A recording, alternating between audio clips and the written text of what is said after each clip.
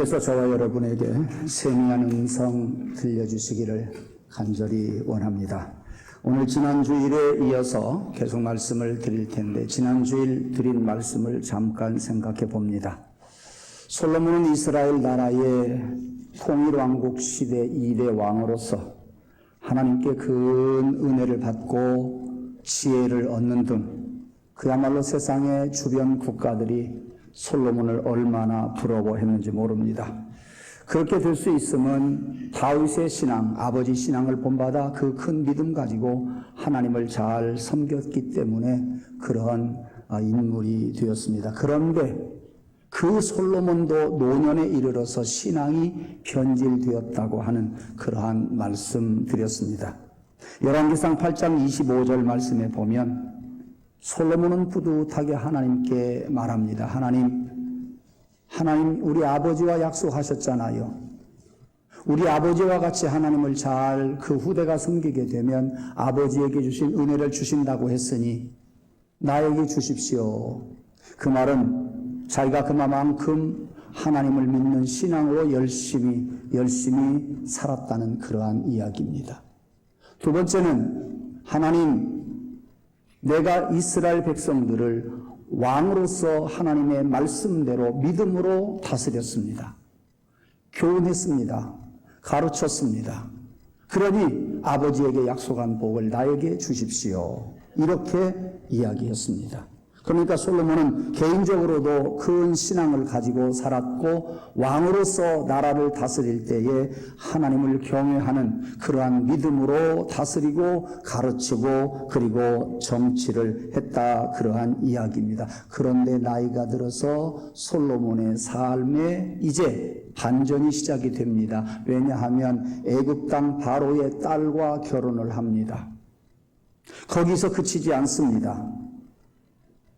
2절 말씀에 가서 보면 모압과 암몬과 에돔과 시돈과 헷 여인과 결혼을 합니다. 그러니까 벌써 하나 둘 셋 넷 다섯 나라 이방 여인들과 결혼을 했다 그 말이에요. 거기다가 애굽에서 바로의 딸을 데리고 왔어요. 그것만 있는 게 아니라 무려 솔로몬은 아내가 1000명이나 되었다고 말합니다. 한국 교회 100년 역사 속에서 솔로몬의 이러한 단점을 많이 한국 교회는 들춰내지 않았습니다. 그런데 100년이 지난 어느 해부터인가는 다윗의 단점과 솔로몬의 단점을 들추어내기 시작을 합니다. 다윗 같은 사람도 솔로몬 같은 사람도 환경 속에 살면서 환경의 영향을 받고 그의 믿음들이 변질되더라 하는 것을 교훈 삼으려고 그렇게 이야기들을 하고 있습니다. 모압과 암몬과 에돔과 시돈 그리고 헷 여자들을 데려다가 놓고 살면서 솔로몬은 그 여인들을 사랑했더라라고 오늘 여기 11장 2절 말씀에 가르쳐주고 있습니다. 그런가 하면 예루살렘의 앞산 거기에다가 그모스 신을 위해서 산당을 짓는가 하면 그 다음에 몰록 신을 위해서 또 산당을 지어주는 그런 실수를 솔로몬이 범해버리고 말았습니다. 이방 여인들을 데리고 오더니 이방 여인들 속에 있는 이방 신들이 솔로몬도 모르게 서서히 그의 마음속에 들어갔고 그의 마음속에 깊게 자리했던 하나님을 향한 믿음은 서서히 식어가며 이방 신이 그의 마음속에 자리매김하게 되었다는 결론입니다. 이런 것을 생각해 보면서 우리도 변할까 두려우니 우리 예수님의 십자가 튼튼히 붙잡고 믿음 가지고 살자고 하는 말씀을 지난 주일날 드렸습니다. 왜 그런 말씀을 드리게 되었느냐 하면 우리나라는 지금 코로나19 바이러스로 인해서 많은 성도들이 주춤해 있습니다. 교회들이 많이 주춤해 있습니다. 이런 때에 지금 빨리 우리의 신앙을 회복하지 아니하면 안 되기 때문에 이런 말씀을 전했습니다.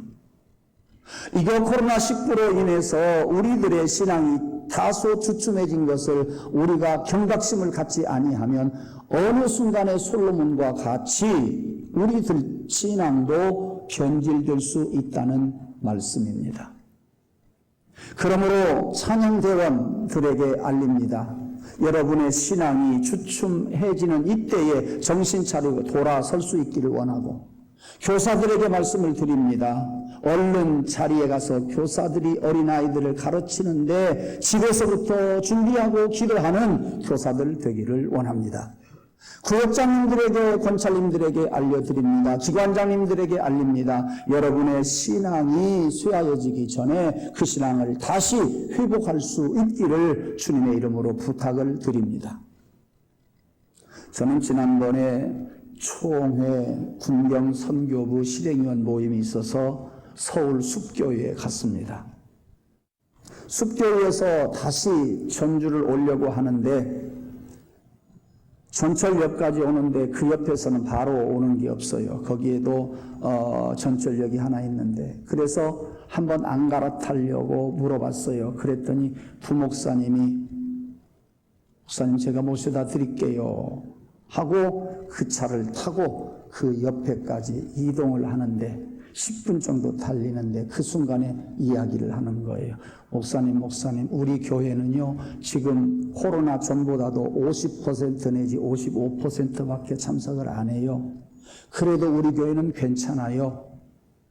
예배를 그동안 쭉 쉬었던 교회는 지금 38%에서 적어도 서울은 38%에서 40%밖에 참석을 안 합니다. 그런데 꾸준히 예배를 드려왔던 교회는 약 거의 80%를 육박하고 있습니다. 그렇게 이야기를 하더라고요.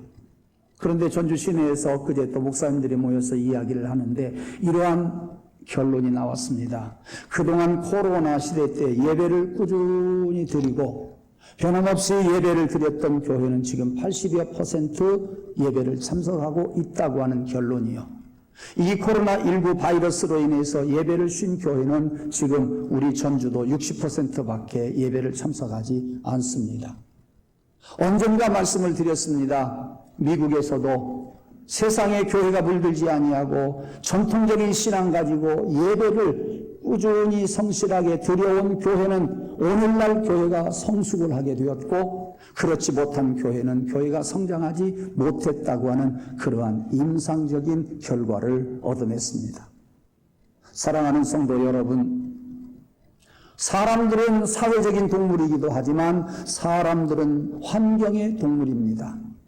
환경 안에 살면서 환경의 영향을 받지 않을 수가 없습니다. 여러분의 믿음 가지고 끝까지 잘 가리라고 생각을 하지만 여러분 환경 따라서 우리는 자칫하면 솔로몬처럼 우리의 믿음이 변질될 수 있다고 하는 말씀입니다. 그러므로 성도 여러분, 여러분의 믿음을 다시 회복할 수 있기를 원합니다. 예배를 회복하기를 주님의 이름으로 축원합니다. 여러분의 사역을 회복하기를 주님의 이름으로 축원합니다. 회복하지 못하고 정신 차리지 못할 때에 어느덧 솔로몬과 같이 이방신이, 세상의 문화가 여러 가지 이방 것들이 내 안에 들어와서 나를 장악해 버리는지 모릅니다. 목사님 그럴 염려 없습니다. 나는 예배 잘 참석하고 내 신앙 잘 지키랍니다. 이야기하실 거예요. 속으로 다짐할 거예요. 옳습니다. 야무진 생각입니다. 그러나 그 나의 생각이 어느 순간에 어떤 시험이 와서 지금 우리의 신앙이 또 흐려질지 모릅니다. 그 틈을 주지 말자고요. 그 틈을 주지 않기를 원합니다. 이제 다음 주일부터는 우리 찬양대원들, 교사들 빠지지 말고 제 자리 차지하기를 원합니다. 나 한 사람 정도 이렇게 생각하지 마세요. 나 한 사람 안 앉으면 성가대원들 앞에서 다 보고 있어요. 교회 예배 전체를 자칫하면 흐려지게 느껴질 수가 있는 그런 영향력 있는 사람들이 찬양대원들입니다. 앞으로 여러분들이 신앙을 잘 지키기 위해서 예배 1시간 소중히 여기고 1시간 빠지는 것이 대단히 큰 악영향을 줄 수 있다고 하는 것, 나뿐만 아니라 모든 성도들에게 악영향을 줄 수 있다고 하는 것을 여러분이 꼭 기억하시고 제 자리에 돌아오기를 원합니다. 이 코로나 시대 때에 이런 위기를 맞은 우리들이 오히려 우리의 신앙이 성숙하는 그러한 계기가 되기를 주님의 이름으로 축원합니다. 열왕기상 3장 1절 말씀에 보면 솔로몬이 애굽 왕 바로로 더불어 혼인 관계를 맺어 그의 딸을 맞이하고 데려다가 다윗성에 두고 성전과 궁전과 성벽을 쌓을 때까지 있게 했다 그랬습니다. 분명히 여호와께서 말씀하시기를 너희는 저희와 서로 통혼하지 말며 그들도 너희와 서로 통혼하게 말라. 그들이 반드시 너희의 마음을 돌이켜 그들의 신들을 따르게 하리라.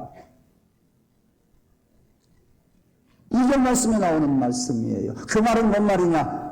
남자들 너희들 다른 나라 여자들하고 결혼하지 말아라. 여자들 너희들 다른 나라 이방 나라 남자들하고 결혼하지 말아라. 결혼이 나빠서 그런 거 아니에요.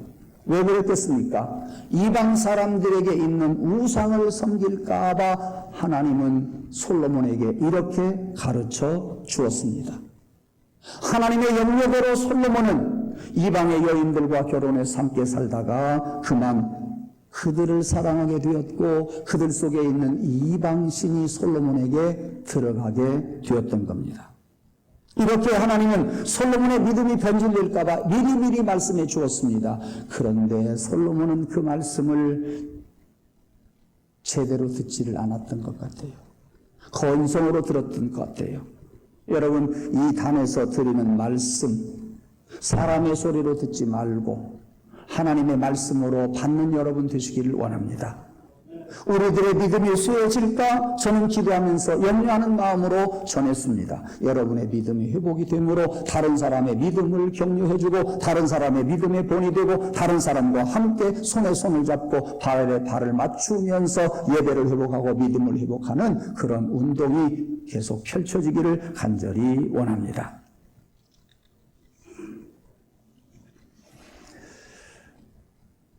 솔로몬이 이방 여인들하고 함께 살면서 젊었을 때는 신앙 지켰어요. 하나님이 경고할 때는 신앙 지켰어요. 그런데 나이가 들어서 문제가 생긴 거예요. 오늘 본문 앞에 4절에 보면 솔로몬이 나이 많을 때에 그 여자들이 그 마음을 돌이켜 이방 여인과 결혼했던 그 여자들이 솔로몬의 마음을 돌이켜 다른 신을 접게 따르게 하였으므로 왕의 마음이 그 붙인 다윗의 마음과 같지 아니했다 그랬습니다. 여러분 기도해 주시라고 말씀드립니다. 엊그제 김성기 집사님 계시는 병원에 다녀왔습니다. 저를 볼 때에 알아보시라고 마스크를 그 앞에 가서 벗었어요. 깜짝 놀라는 거예요. 제가 기뻤어요. 아, 나를 알아보시는구나. 기도하고 제가 눈을 뜨고는 집사님 내가 누구예요? 그랬더니 눈만 깜빡하는 것 같아요. 안타까워서 나를 알아보는 줄 알았는데 못 알아보시는 것 같아요. 안타까워서 제가 그랬어요. 목사님 집사님 저 이 목사예요. 그랬더니 알아요. 알기는 하는데 일이 안 나오는 거예요. 알기는 아는데 이게 안 나오는 거예요. 예. 제가 이런 말씀을 드리느냐 하면 우리들이 살다가 보면 우리의 신앙과 별개로 우리의 마음들이 말을 못하게 할 때가 있을 것이다 그 말이에요. 환경이 변해서 나도 모르게 나이가 들어감에 따라서 알기는 알아도 고백을 못하게 할 수 있다 그 말이에요. 예. 솔로몬도 나이가 많아서 변했어요. 젊었을 때는 변질되지 않았어요. 여러분들도 마찬가지입니다. 어느 날 나이 들어가면서 나도 모르게 알기는 아는데 말할 수 없는 때가 올 거예요. 알기는 아는데 고백할 수 없는 때가 올 겁니다. 왠지 모르게 고백이 안 되는 때가 올 수도 있다 그 말씀이에요. 그러므로 여러분들이 나이 들 때까지 변질되지 않도록 여러분의 신앙을 위해서 기도하고 믿음으로 살고 찬송하며 살고 예배를 소중히 여기면서 살아가면서 여러분의 삶을 꽉 붙들기를 원합니다. 늙었을 때는 이미 변질이 되어버렸어요. 아버지 다윗과 같은 그런 신앙이 아니었다 그 말이에요. 투철했던 솔로몬의 믿음이 이방 여인들의 유혹에 넘어가 버리고 만 거예요. 그리고 범죄의 길로 들어가 버리고 말았습니다. 하나님을 사랑하던 그가 이방 여인을 사랑하는 우를 범하게 되었습니다. 하나님이 믿던 그 솔로몬이 이제는 이방 신당을 지어주는 형편없는 사람이 되어버리고 말았습니다. 솔로몬의 지혜가 세상을 떠들썩하게 했어요. 그렇지만 솔로몬의 지혜도 나이 들어서 하나님이 떠나가게 되니까 별것 없더라 그 말씀이에요. 세상에 자랑할 만한 것들 우리의 믿음 안에 있을 때 그것이 비로소 자랑할 수 있는 것이지, 우리의 믿음이 떠나가 버리면 그 자랑할 만한 것들도 아무 소용이 없을 때가 올 수 있다는 말씀입니다. 우리의 환경을 지배받으면서 우리는 살아가요. 그런데 우리 대한민국의 지금 환경은 어떻습니까? 비바람이 많이 몰아쳐옵니다. 예. 수해 때문에 어려워합니다. 코로나19 바이러스 때문에 어려워합니다. 저는요, 코로나 바이러스보다도 더 무서운 것이 있다. 이 수해보다도 더 무서운 것이 있다고 생각을 해요. 그것이 무엇이냐? 차별금지법입니다.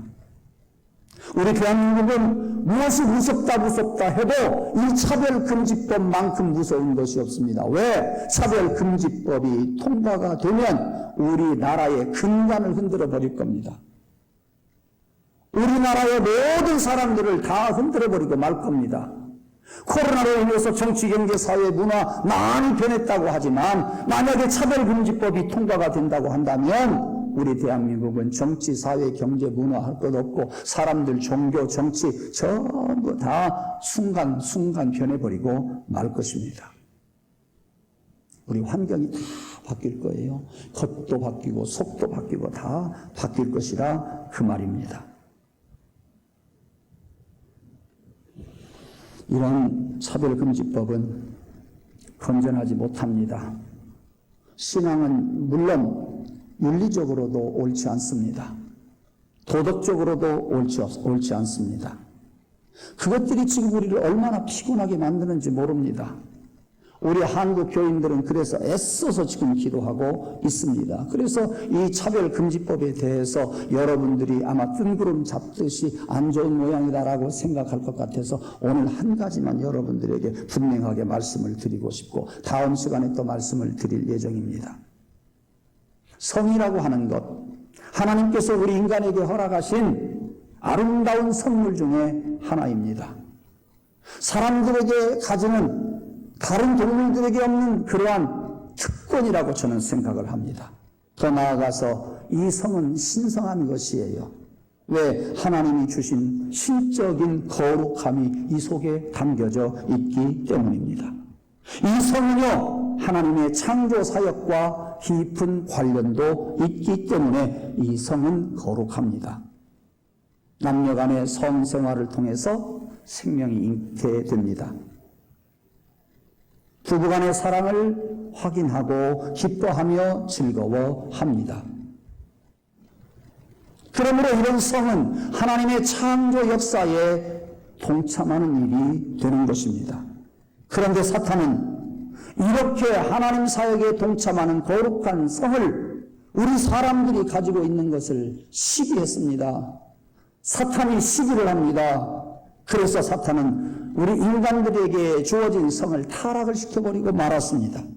신성한 그 성을 추하게 만들어버리고 말았습니다. 사탄은 진정한 자유를 누리게 한 것을 우리 사람들로 하여금 타락하게 만들고 방종하게 만들고 타락하게 만들어버리고 말았습니다. 로마서 1장 26절 27절에도 시작이 되지만은 성에 대해서 시작이 되지만은 로마서 마지막에 가서 보면 그 성에 대해서 사도 바울은 이렇게 이야기를 합니다. 방종 중에 가장 대표적인 방종이 뭐냐? 그것은 성적인 타락이다. 로마서 1장 26절 말씀 한번 영상 한번 띄워주시기 바랍니다. 그건 없는가요? 네. 거기에 보면 하나님을 떠난 사람들의 죄악된 모습들 중에 여러 가지 설명을 해주고 있는데 그 중에 가장 성적인 타락을 인간의 죄악 중에 가장 큰 것으로 이야기를 하고 있습니다. 그것이 바로 동성애입니다. 바울은 로마서 1장 26절에서 이렇게 이야기합니다.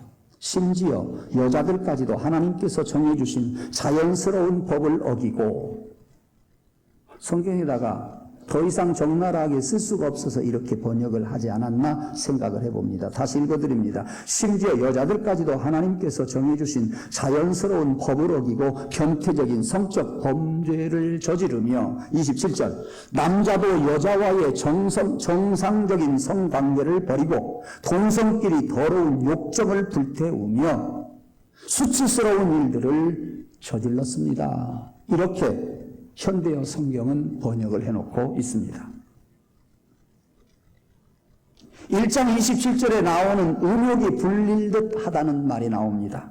그 말은 음욕으로 육체적인 일들을 불태운다, 그런 이야기예요.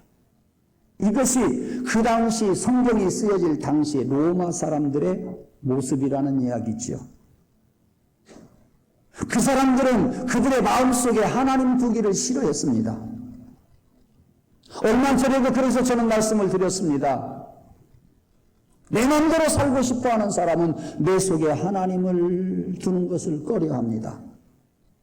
내 마음대로 살고 싶어하는 사람은 그래서 하나님이 없다고 이야기를 하게 되어 있습니다. 이렇게 사람들의 마음속에 하나님 두기를 싫어하고 저들의 정욕대로 로마 사람들이 살았습니다. 남자와 여자가 결혼해서 사는 것이 하나님의 법도요. 이것은 바른 일입니다. 그런데 사람들의 음욕으로 사람들이 이것을 갖다가 음욕으로 바꿔버리고 말았습니다. 이러한 동성애 문제는 로마 시대뿐만 아니라 오늘 우리 시대에도 문제라고 하는 것입니다. 오늘날 전 세계가 이 문제에 걸려 있어서 어려움을 겪고 있단 말씀이에요. 우리나라도 이 문제가 공식적으로 사회 문제화 되어서 지금 대두되고 있습니다. 그런 것을 생각해 보면 세상은 말세로 치닫고 있다는 이야기입니다. 여러분이 잘 아시는 것처럼 6월 말 정의당에서 평등 및 차별 금지에 관한 법률을 이제 발의를 해서 법을 만들려고 합니다. 동성애를 반대하지 못하도록 재가를 물리려고 하는 의도가 바로 차별금지법이라고 하는 것을 우리는 알아야 합니다. 그래서 만약에 이것을 어기는 사람, 동성애법, 차별금지법을 어기는 사람은 손해배상과 함께 형사처벌을 반드시 하게 된다. 그러므로 동성애를 반대하는 사람은 벌금을 물게 되어 있어요. 3천만 원. 또 잘못하면 또 3천만 원. 또 말 잘못하면 또 3천만 원. 끝까지 3천만 원씩 하는 것이 동성애법의 형사처벌법입니다. 저는 요즘 그래서 조금 안타까운 게 뭐냐면 이 법 때문에 한국교회가 지금 곤란하게 되어 있어요. 아주 곤란합니다. 차별금지. 차별을 금지하자고 하는 것은 좋은 이야기잖아요. 그런데 세상은 말합니다. 왜 교회에서 차별을 금지하자는 법을 세운다는데 반대를 하느냐, 이거예요. 교회가 마치 이 좋지 않은, 이 좋은 것을 반대하는 것처럼 지금 많은 세상 사람들이 알고 있는데, 다행스러운 것은 이제 많은 사람들이 차별금지법의 음모를 잘 압니다. 독소를 잘 압니다. 그래서 그래서 교회가 반대하고 있구나 하는 것을 많은 사람이 알게 되어서 다행이라고 생각을 합니다. 정의당을 비롯해서 이 차별금지법을 제정하려고 하는 극소수 사람들은 이 차별금지법을 가지고 찬성하는 사람들하고 반대하는 교회하고 완전히 이 두 프레임 속에다가 이것을 갖다가 묶어놔버리고 말았습니다. 예. 차별과 그리고 반차별, 이 두 가지에다가 프레임을 딱 걸어놓으니까 기독교는 마치 평등법을 반대하는 쪽으로 그렇게 인식들을 하고 있고, 동성애를 찬성하는 사람들은 자기들이 옳은 것 같이 느껴지도록 지금 그 분위기가 많이 형성이 되다가 이제는 끝이 난 것 같습니다. 참 차별 금지를 하자는데 그 좋은 것을 왜 교회가 반대하냐? 우리 교인들도 모르고요. 안 믿는 사람도 잘 몰라요. 예. 그래서 차별금지법 찬성합니까? 반대합니까? 라고 설문조사를 했을 때에 85.7%가 찬성을 했어요. 그런데 그 속에 독소조항을 이야기하고 다시 설문조사했을 때는 24%밖에 찬성을 안 했어요.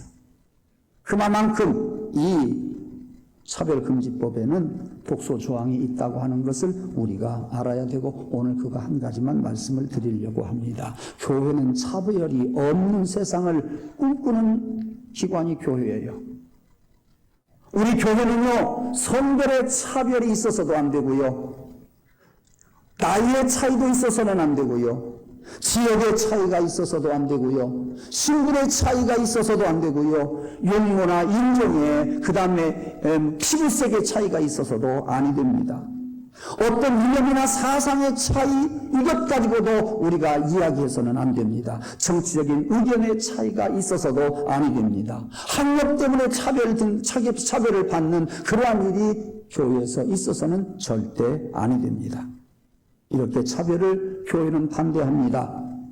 어떠한 차별도 반대하는 것이 바로 교회요. 이 차별에 대해서 제일 반대하는 그러한 곳이 교회입니다. 그래서 교회 안에서는 차별이 있어서는 아니 됩니다. 그러나 정의당에서 발의했던 포괄적 차별금지법은 우리가 반대해야 합니다. 다 차별이 되어서는 안 되지만 이 차별금지법은 반대를 해야 된다. 우리가 얼른 말하는 차별을 반대하는 것과 다른 이야기가 있기 때문에 이 차별금지법은 악법이라 그 말이에요. 성소수자들을, 동성애자들을 보호하려고 만드는 법입니다. 그 사람들이 평등하게 대해주자고 그렇게 하다가 보니까 무슨 이율배반적인 일이 생겨나느냐, 이런 동성애자, 극수의 그런 소수자들을 보호하려다가 대부분의 사람들이 할 말을 못해요. 이 소수자들을 차별 대우하지 않으려다가 나머지 많은 사람들이 해야 할 말을 제대로 못한다니까요. 해야 할 행동을 못한다니까요. 왜요? 차별금지법이 통과되면 그 법에 다 걸리기 때문에 그러는 겁니다. 악법이에요. 네. 그래서 우리가 왜 반대하는지를, 우리 교회가 왜 반대하는지를 여러분이 오늘 알고 가시기를 바랍니다. 오늘 그거 첫 번째 하나는 용어의 정의가 잘못된 것임을 알려주고 있어요. 차별금지법, 이 용어의 정의가, 개념이 잘못되었다니까요. 네. 거기에 차별금지법 1조 2항에 보면 이렇게 성에 대해서 정의를 내려놓고 있네요. 성별이란 여성, 남성, 그 외에 분류하기 어려운 성. 이 제 이야기가 아니라 차별금지법 1조 2항에 나오는 조문을 그대로 말씀을 드렸어요. 성이란, 성별이란 여성, 남성, 그 외에 분류하기 어려운 성, 세 가지를 말하고 있어요. 그 대표적인 것이 젠더 같은 것을 이야기할 수가 있겠지요. 그러나 우리는 알잖아요. 창세기 1장 27절 말씀에 보면 하나님께서 아담과 하와, 남성과 여성을 창조했다고 그랬지, 알기 어려운 성을 만드셨다고 하나님이 말씀하시지 않았어요. 남성과 여성 외에 다른 성은 절대 있지 않아요. 하나님이 다른 성을 만드시지 않았다는 이야기입니다. 세상에 어떤 성인지도 몰라서 그 외에 분류하기 어려운 성, 너무나도 급급한 이야기를 하고 있습니다. 이것이 문제라는 이야기입니다. 그러므로 이 차별금지법은 신앙적으로도 틀리는 이야기입니다. 두 번째는 의학적으로나 과학적으로도 틀리는 이야기예요. 무슨 말씀이냐면 한국가족보건협회 김지연 약사는 최근에 쓴 책 나의 어여쁜 자야라고 하는 책에서 이렇게 이야기를 합니다. 하나님께서 남자에게는 남자임을, 여자에게는 여자임을 나타내는 중요한 신체의 세포 속에 숨겨놓았다. 우리 신체 속에 있는 세포 속에다가 남자는 남자임을, 여자는 여자임을 숨겨놓았다. 인간이 흉내낼 수 없는 그것이다. 고도의 창조의 원리가 그 세포 속에 숨겨져 있다. 그러면서 다음과 같은 이야기를 합니다. 영상 띄워주시죠. 저도 조금 어려워요. 근데 고등학교 때 배웠던 이야기가 나오더라고요. 한번 보시면서 한번 들어보시기 바랍니다. 난자는 X 염색체를 운반하는데 X 염색체에는 성적 발달과 관련된 모든 정보가 들어있다. 그리고 정자는 X 염색체를 운반하거나 Y 염색체를 운반하는데 Y 염색체에는 남성의 성적 발달과 관련된 모든 정보가 들어있다. 몇 번 읽어봤어요. 잘 모르겠어요. 결론은 뭔지 아세요? X 염색체가 남자를 만나면 XX라고 하는 여성으로 되어지게 되고 Y 염색체가 남자를 만나게 되면 XY 남성으로 태어나게 된다. 그런 말이에요. 그런데 이 남자와 정자가 합쳐지는 순간 그 염색체는요, 남자와 여자로 그 순간에 결정이 되어진다고 합니다. 태아 속에서 태아들이 자라다가 남자가 되고 여자가 되는 것이 아니라 수정이 되는 순간에 남녀가 딱 구별이 된다고 하는 이야기네요. 결정이 되는 거예요. 그 말은 뭔 말이에요? 남자가 여자로 바뀔 수 없는 것이 염색체다 그 말이에요. 흔히 간성을 이야기하는 사람이 있어요. 남성과 여성 중간의 성. 이를테면 제가 이름은 모르겠어요. 텔레비전에 보면 남자가 꼭 여자같이 말하는 사람 제가 2사람 봤어요. 그 사람들을 간성이라고 이야기할까요? 아니에요. 간성은 없다 그 말이에요. 예. 의학적으로나 과학적으로 간성은 없어요. 인정될 수가 없어요. 다시 말하면 종교적으로도 신앙적으로도 간성이 있을 수 없고요. 의학적으로도 간성이 있을 수가 없는데도 불구하고 법률 용어로 이 외에 알지 못하는 성이라고 그렇게 궁색하게 이야기를 하면서 제3의 성을 끄집어 내려고 한다는 이야기예요. 궁색하잖아요. 여성, 남성 그 외에 분류할 수 없는 다른 성. 이게 말이 되냐고요? 안 된다 그 말이에요. 신앙적으로도 의학적으로도 안 되는 이야기를 갖다가 법률 용어로 만들어서 쓰려고 하는 것, 이것은 큰 오류다 그 말씀이에요. 우리나라 헌법 11조 1항 또 띄워주시죠. 모든 국민은 법 앞에 평등하다. 누구든지 성별, 종교 또는 사회적 신분에 의하여 정치적, 경제적, 사회적, 문화적 생활의 모든 면에 있어서 차별을 받지 아니한다 그랬어요. 모든 국민은 법 앞에 평등하고 어느 분야에서든지 차별을 받지 아니한다. 이 외에도 우리 대한민국의 법은요, 얼마든지 동성애자를 보호해 줄 수 있는 법이 있고 동성애자들을 보호해 줄 수 있는 그러한 조문들이 많이 있습니다. 그런데도 굳이 차별금지법이라고 하는 것, 이 동성애법이라고 하는 것을 제정해서 또 법을 만들려고 하는데 문제가 있는 것입니다. 그래서 우리나라 헌법에 나오는 이 평등 정신은요, 참 기가 막히게 잘 해놨어요. 자신의 권리만을 위해서 타인의 자유를 침해하고 타인의 평등을 침해하는 일에 있어서는 안 된다. 이것이 우리 헌법 정신이에요. 이것이 평등법의 정신이라니까요. 나 좋겠자고 다른 사람을 해치는 것은 이거는 자유가 아니란 말이에요. 이거는 평등이 아니라 그 말씀이에요. 그런데 차별금지법은 동성애에 대한 긍정적인 얘기만 하고 부정적인 이야기는 하지 말아라 그 말이에요. 부정적인 일을 이야기하는 것은 잘못이고 부정적인 이야기를 하면 형사처벌을 받게 된다. 예. 그러므로 이 헌법 11조 1항과 다른 우리나라 법은 다른 사람의 표현의 자유를 침해하는 것이기 때문에 이 법은 막아져야 된다. 그러한 말씀입니다. 제가 제일 안타깝게 생각하는 것은 현 정부가 이 일에 대해서 묵인해주고 있다는 이야기입니다. 현 정부가 이 여당이 지금 이 일에 대해서 구경만 하고 있다는 이야기예요.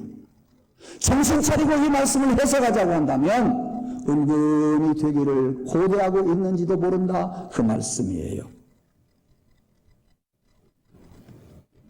동성애를 지지하는 정당 우리는 잘 기억해 두어야 합니다. 창조 질서를 어기는 그러한 입법을 하려고 하는 정당 우리는 꼭 기억해 두어야 합니다. 저는 믿습니다. 지금 대한민국 전역에서 그렇게 차별금지법 반대를 하고 시위를 하고 성명서를 내는데도 불구하고 우리 보도는 하나도 되지 않습니다. 그리고 저는 믿습니다. 이 차별금지법이 이번에 통과 안 될 줄을 저는 믿어요.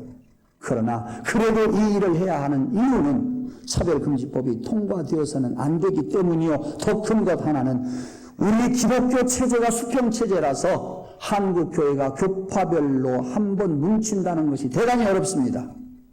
천주교는 교황이 한 번 말 떨어지면 전부 개개인마다 다 따라줍니다만은 우리 기독교는 절대 그럴 수가 없습니다. 그러지 않습니다.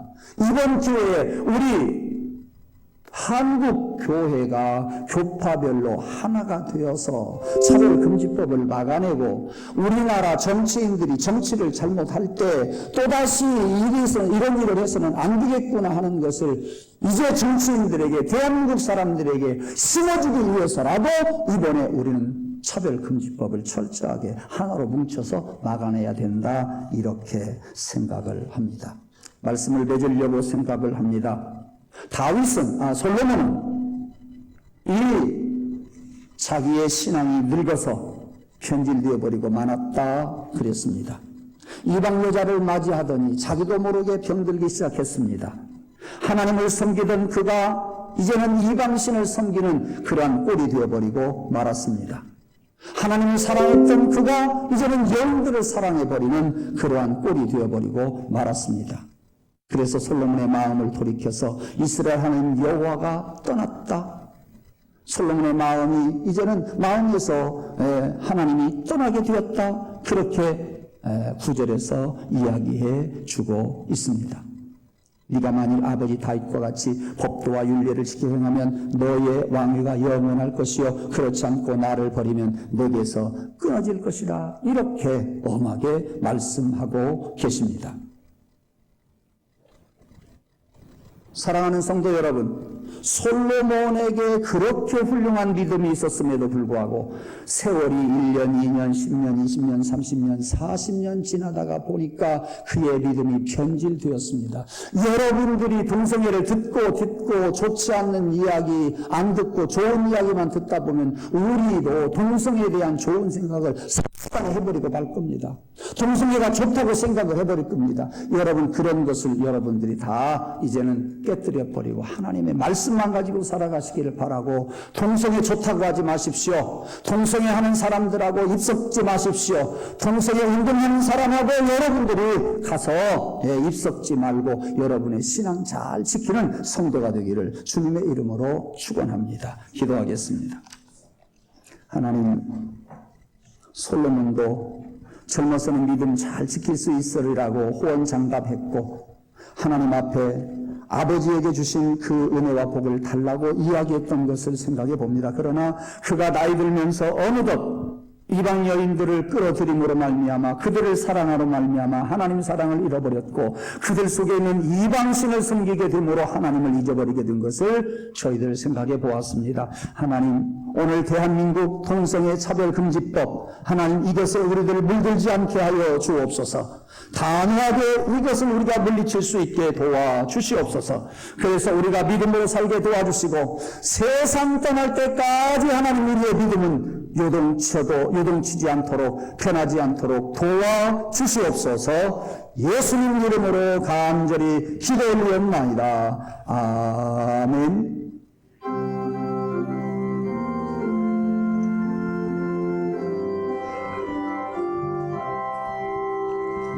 주 예수 크신 사랑 늘 말해주시오.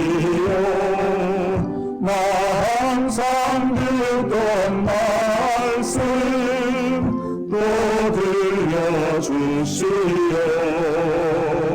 저배지 않는 전부 주 예수 계신 곳 나 밝히 알아듣게 또 들려주시오. 나 항상 듣던 말씀 나 항상 듣던 말씀 주 예수 크신 사랑 또 들려주시오.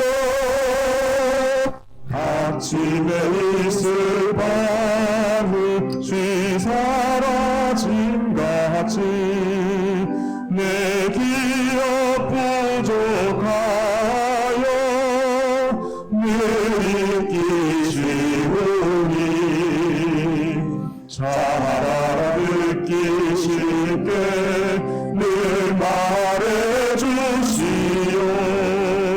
날 구속하신 사랑 또 들려주시오.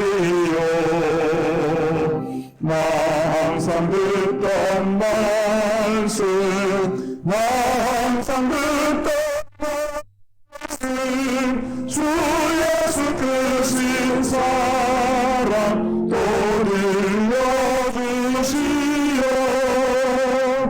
주 예수 나를 위해 이 세상 오셔서 날 구속하시는 은혜 말하여 주시오.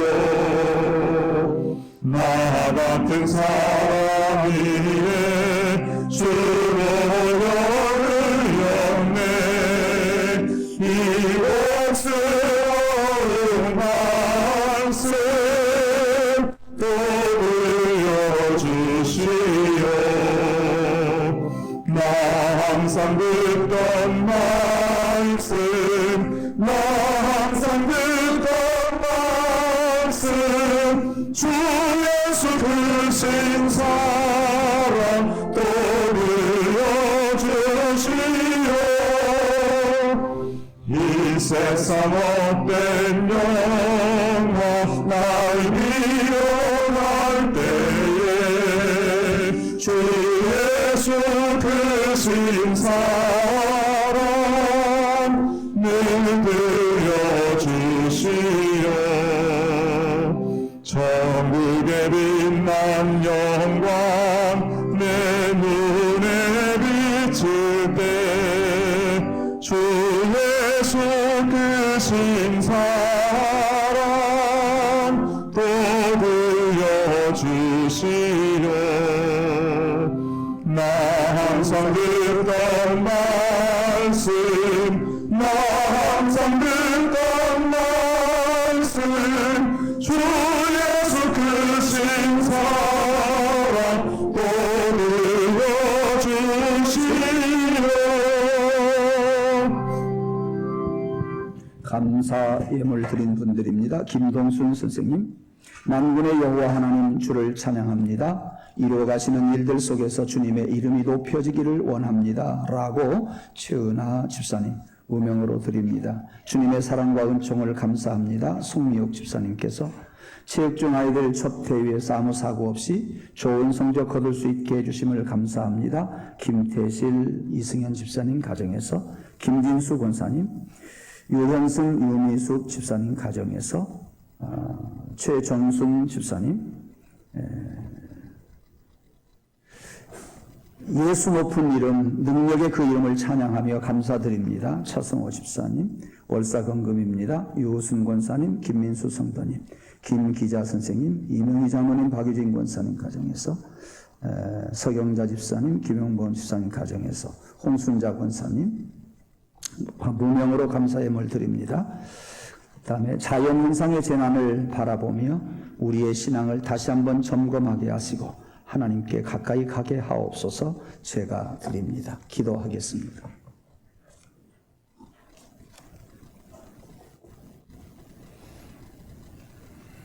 하나님,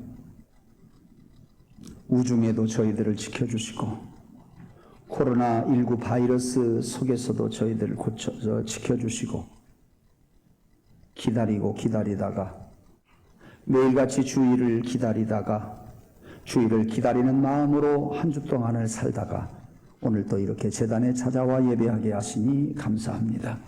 우리의 마음도 우리의 정성도 우리의 신앙 고백도 드리거니와 오늘 저희들은 주일헌금과 감사 예물과 10의 1조와 1,000번제와 선교헌금과 월삭헌금과 갖가지 주신 은혜에 감사하면서도 드리지만 또 소원하는 예물도 있어 드리오니 하나님 기뻐 받으시고 예물이 값지게 잘 쓰여지게 해 주옵소서.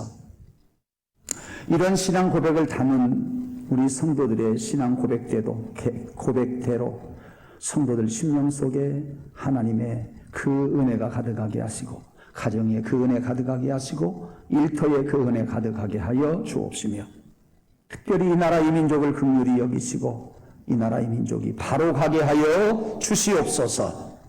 하나님, 사랑하는 우리 성도들 가정에 자녀들이 있습니다. 잘 자라고 믿음 안에서 자랄 수 있게 도와주시고 일터에서 하는 모든 일들마다 아름답게 이루어져 가게 하여 주시옵소서. 한 주 동안도 저희들 주님의 품 안에 있다가 다음 주에 다시 만나서 예배하기를 간절히 소원하오며 예수님 이름으로 기도 올리옵나이다. 아멘.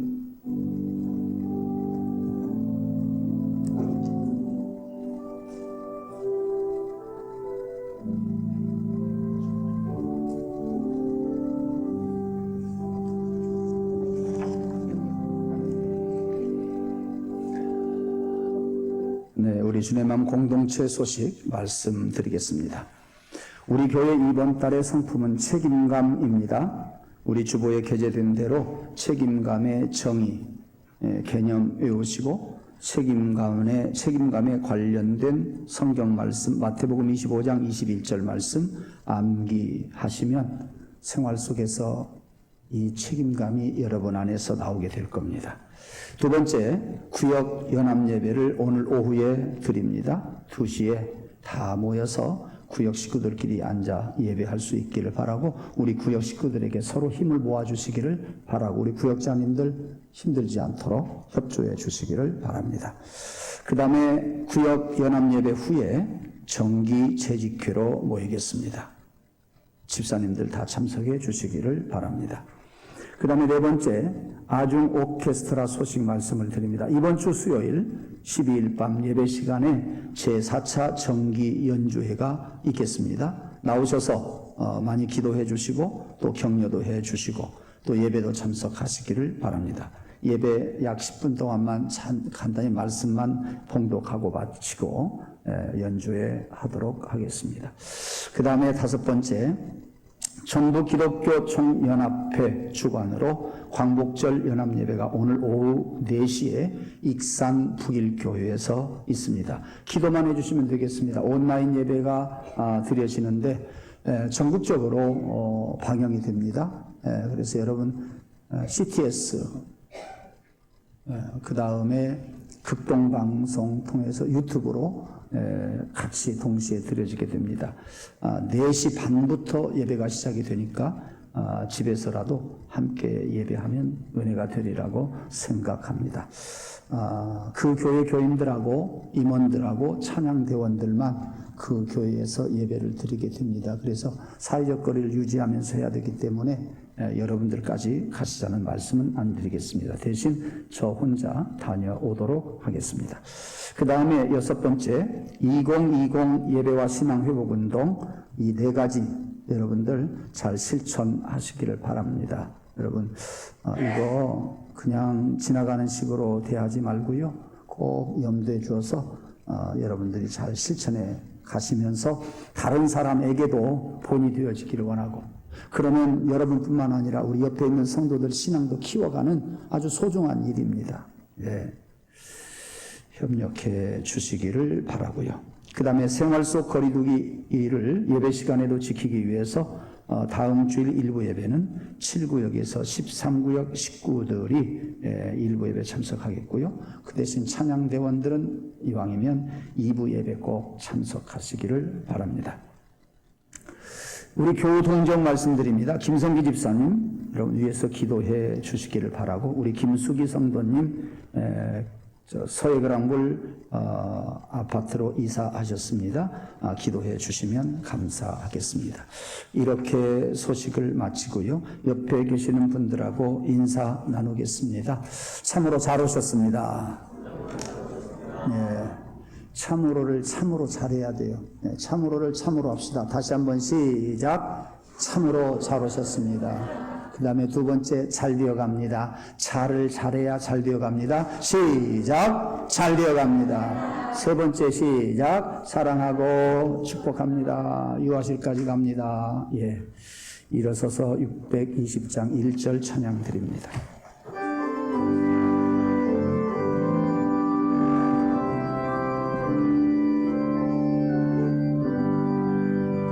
여기에 모인 우리 주의 은총 받은 자여라.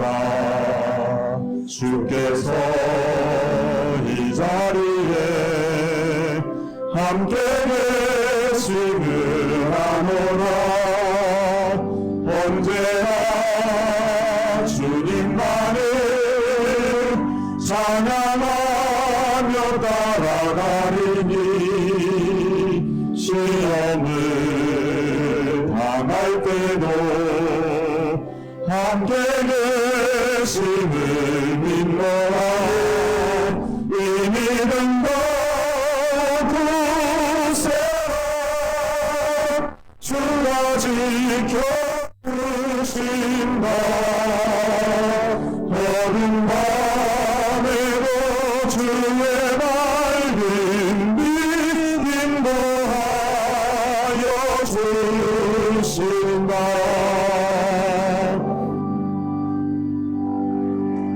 사랑하는 성도 여러분, 변치 않는 사랑